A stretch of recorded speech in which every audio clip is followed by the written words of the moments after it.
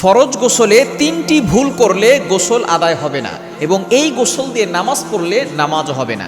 আমরা অনেকেই ফরজ গোসলের যে নিয়মটা আছে সেটা আমরা অনেকেই জানি না। মনে রাখতে হবে, আপনার শরীর যদি নাপাক হয়ে যায়, অর্থাৎ কারো যদি নাপাকি গোসল ফরজ হয়েছে, স্ত্রী সহবাস করেছে, গোসল ফরজ হয়েছে, তাহলে অবশ্যই তাকে ফরজ গোসলের যে বিধানটা আছে সেটা তাকে পরিপূর্ণভাবে জানতে হবে। আমরা অনেকেই গোসল ফরজের বিধানটা জানি না, আবার এই গোসল দিয়ে দেখা যাচ্ছে নামাজ পড়ি, আমাদের অনেকের নামাজও হচ্ছে না, অনেকের ইবাদত আল্লাহর কাছে কবুল হচ্ছে না। এজন্য 3টি ভুল ফরজ গোসলে করা যাবে না।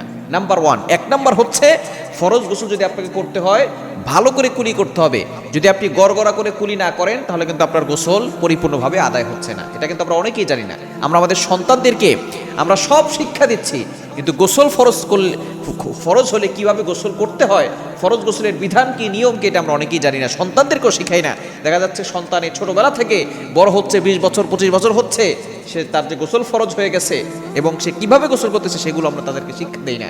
এজন্য অবশ্যই এই বিষয়গুলো খুবই জরুরি। কারণ আপনি যদি আপনার গোসল ফরজ ঠিকঠাক মতো না হয় আর আপনি যদি সেই গোসল দিয়ে নামাজ পড়েন, আপনার নামাজ হবে না। 1 নাম্বার ভুল হচ্ছে, আপনি যদি গড়গড়া করে কুলি না করেন। যদি রমজান ছাড়া হয়, রমজান মাসে তো গড়গড়া করলে ভিতরে পানি চলে গেলে আপনার রোজা নষ্ট হয়ে যাবে।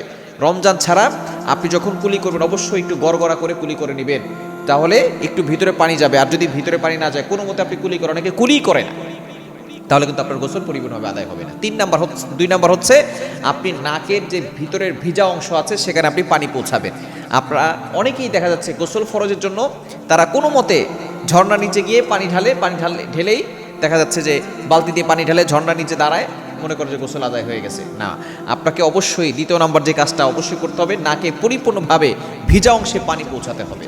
আমরা অনেকে এটা করি না। যদি আপনি নাকে পানি না দেন তাহলে কিন্তু আপনার গোসল পরিপূর্ণভাবে আদায় হবে না। এবং 3 নাম্বার হচ্ছে মোস্ট ইম্পর্টেন্ট, সেটা হচ্ছে শরীর সম্পূর্ণভাবে ধৌত না করা। আপনি যখন ফরজ গোসল আদায় করবেন তখন আপনার শরীরের প্রত্যেকটা অংশ ভালো করে ধৌত করতে হবে।